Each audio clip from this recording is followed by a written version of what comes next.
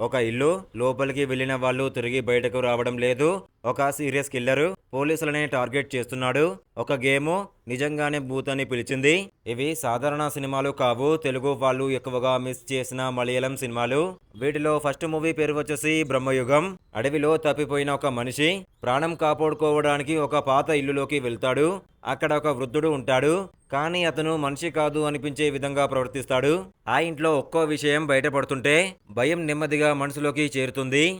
గట్టిగా భయపెట్టే సీన్స్ కంటే నిశ్శబ్దంగా భయపెట్టే సినిమా ఇది. రాత్రి ఒంటరిగా చూడకండి. Second movie Anjaam Pathira. ఒక నగరంలో పోలీసులే భయపడే పరిస్థితి. ఎందుకంటే ఒక సీరియల్ కిల్లరు వారినే టార్గెట్ చేస్తున్నాడు. ఎవరు అతన్ని పట్టుకోలేకపోతున్నప్పుడు ఒక తెలివైన వ్యక్తి కేసును తీసుకుంటాడు. ప్రతి అడుగు ఒక పజిల్లా ఉంటుంది. చివరి వరకు అసలు నిజం ఎవరికీ అర్థం కాదు. క్లైమాక్స్ మాత్రం ఊహించలేరు. తర్వాత మూవీ పేరు వచ్చేసి రోమాంచం. కొంతమంది టైంపాస్ కోసం ఒక గేమ్ ఆడతారు. ఓయిజా బోర్డుతో భూతాన్ని పిలవడానికి ప్రయత్నిస్తారు. అది సరదాగా మొదలవుతుంది కానీ నిజంగానే ఏదో వస్తుంది. అక్కడి నుంచి నవ్వు భయం రెండూ కలిసిపోతాయి. నవ్వుతూ భయపడే సినిమా ఇది. నెక్స్ట్ మూవీ పేరు వచ్చేసి కూమాన్. ఒక సాధారణ కానిస్టేబుల్. చిన్న చిన్న సంఘటనలు అతని జీవితాన్ని మార్చేస్తాయి. మొదట సాదాసీదాగా అనిపించే కథ ఇది. కొన్ని ట్విస్టులు తర్వాత పూర్తిగా మారిపోతుంది.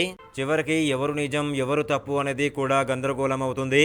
చివరి వరకు ఆసక్తి తగ్గదు. నెక్స్ట్ మూవీ పేరు వచ్చేసి చురులి. ఒక క్రిమినల్ ని పట్టుకోవడానికి వెళ్లిన పోలీసులు ఒక విచిత్రమైన గ్రామంలో చిక్కుకుంటారు. అక్కడి మనుషులు మాటలు పరిస్థితులు ఏదీ కూడా సాధారణంగా అనిపించదు. మొత్తం సినిమా ఒక మాయలా అనిపిస్తుంది. అర్థం చేసుకునే వాళ్ళకి మాత్రమే అసలు కిక్కుంటుంది. ఈ సినిమాలు ఒక్కసారి చూస్తే మలయాళం సినిమాల మీద అభిప్రాయం పూర్తిగా మారిపోతుంది. ఇవన్నీ చూసి ఏది ఎక్కువ నచ్చిందో చెప్పండి. ఇంకా ఇలాంటి సినిమాల కోసం వెంటనే ఫాలో అవ్వండి. రివ్యూ నచ్చితే ప్లీజ్ ఒక లైక్ చేసి సబ్స్క్రైబ్ చేసుకోండి. ఇంకా బెస్ట్ మూవీ రివ్యూస్ కావాలనుకుంటే మన ఇన్స్టాగ్రామ్ టెలిగ్రామ్ వాట్సాప్ గ్రూప్ లో జాయిన్ అవ్వండి. డిస్క్రిప్షన్ లో లింక్ ఇచ్చాను, జాయిన్ అవ్వండి. Thank you.